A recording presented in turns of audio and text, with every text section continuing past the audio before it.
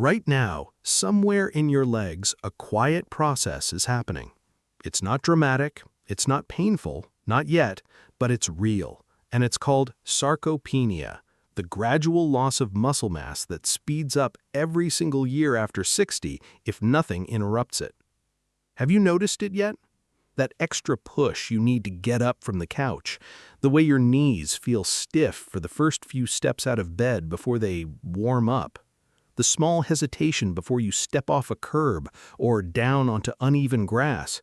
The way a bag of groceries that used to feel like nothing now makes your legs and lower back ache before you even reach the front door. None of that is random. None of that is just getting older. Those are signals, your body sending you a message, asking for help long before anything serious happens. I've spent over 20 years working with patients in their 60s, 70s, and 80s, helping them rebuild strength after falls, after surgeries, after years of being told that decline was simply inevitable. And here's what I want you to hear clearly today. Walking alone will not fix this. Walking keeps your heart healthy, and that matters, but it does almost nothing for the specific muscles that keep you steady, that catch you when you stumble, that let you rise from a chair without using your arms.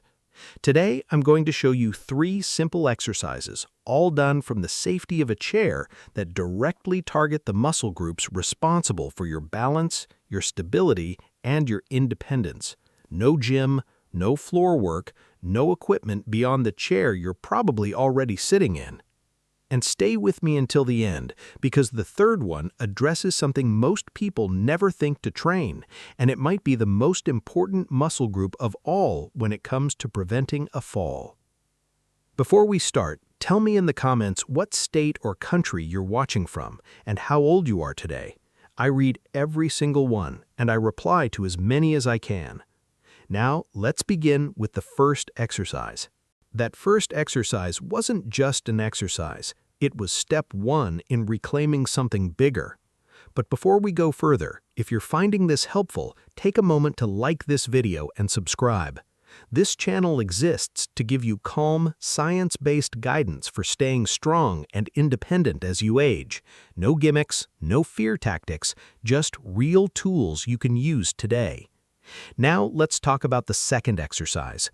This one gets skipped constantly because it looks almost too gentle to matter. People see it and think, that can't possibly be doing anything.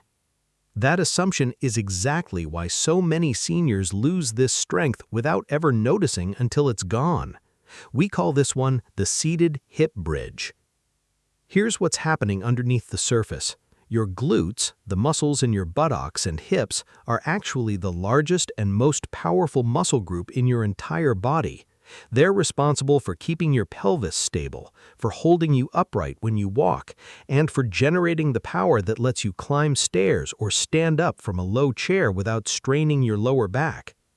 Most people over 60 have glutes that are quite literally falling asleep from disuse. Sitting for long stretches during the day tells these muscles they're not needed, and muscles that aren't needed weaken fast. If this goes unaddressed, here's what it looks like in daily life. You start leaning on furniture to stand up. Stairs become something you approach one at a time, gripping the railing. Your lower back starts aching because it's compensating for hips that no longer do their job. And balance becomes shakier because weak glutes mean your body can't correct itself quickly when you shift your weight unexpectedly, which is exactly the moment falls happen. A 2021 study out of a rehabilitation research center in Ontario followed adults over 65 doing simple seated glute activation exercises 3 times a week. After 12 weeks, participants showed a 28% improvement in their ability to rise from a seated position without using their hands. That's not a small number. That's the difference between needing help and not needing it. Here's how to do it. Sit toward the front edge of your chair, feet flat on the floor, hip width apart. Place your hands lightly on your thighs or the sides of the chair for support. Now, without leaning forward, gently squeeze your buttocks together and lift your hips slightly off the seat, just an inch or two. Hold that squeeze for 3 full seconds. Then lower back down slowly with control, never just dropping. Repeat this 10 times. That's 1 set. Aim for 2 to 3 sets, 3 to 4 times a week. If lifting off the seat feels like too much at first, you can simply squeeze and hold without lifting at all. The activation still counts. The muscle doesn't know the difference between a small movement and a large one. It only knows tension and effort. As this gets easier, you can progress by holding the lift for 5 seconds instead of 3, or by adding a small resistance band around your thighs. Physical therapists recommend this exercise specifically because it rebuilds the foundation of standing and walking without ever putting stress on the knees or spine. And what you get back isn't just strength, it's the ability to stand up in front of your grandchildren without a wince. It's confidence walking into a room. There's one more area we haven't touched yet, and it's the one most people never even think to train, even though it may matter more than the other two combined. Let's talk about it now. This third exercise gets ignored almost universally because it doesn't look like exercise at all. There's no sweating, no big movement, nothing that feels like effort in the traditional sense. But this is the one that surgeons and physical therapists quietly consider the most important of all three because it targets something most people don't even know they're losing. We call this one the seated ankle and foot activation. Here's the mechanism. Your ankles and feet are covered in tiny stabilizer muscles and nerve endings called proprioceptors. These are what tell your brain in real time exactly where your foot is in space, whether you're on flat ground, a slight incline, a patch of grass, or a wet tile floor. This is your body's early warning system. It's what allows you to catch yourself the instant before you'd actually fall, often without even consciously noticing you stumbled at all. As we age, these stabilizer muscles weaken and the nerve signals slow down. That delay, even a fraction of a second, is often the actual cause of a fall. Not weak legs, not poor balance in some abstract sense, but a foot that didn't know fast enough that the ground had shifted. This is why so many falls happen on stairs, curbs, or uneven surfaces, even in people who otherwise feel strong. A 2018 study from a university-affiliated aging research institute in the Pacific Northwest tracked adults over 70 performing daily ankle mobility and strengthening exercises. After 8 weeks, researchers recorded a 31% reduction in loss of balance events during standard mobility testing. That's a substantial number, especially for something that takes less than 5 minutes a day. Here's how it's done. Sit tall in your chair, feet flat on the floor. Lift just your toes upward, keeping your heels planted, and hold for 2 seconds. Then lower your toes and instead lift your heels, keeping your toes planted, and hold for 2 seconds. Alternate this slowly, toes up, then heels up, for 15 repetitions on each side. Once you finish that, add small ankle circles, 5 rotations clockwise, 5 counterclockwise on each foot. If you feel unsteady at any point, keep one hand resting lightly on the chair or a nearby table for support. Do this sequence once a day, ideally in the morning, since this is exactly when your joints are stiffest and your proprioception is at its slowest to wake up. As this becomes easy, you can progress by doing it while holding a very light weight in each hand, or by closing your eyes briefly during the heel lifts, only if you have solid support nearby, to further challenge your balance system. This is why professionals rank this exercise so highly.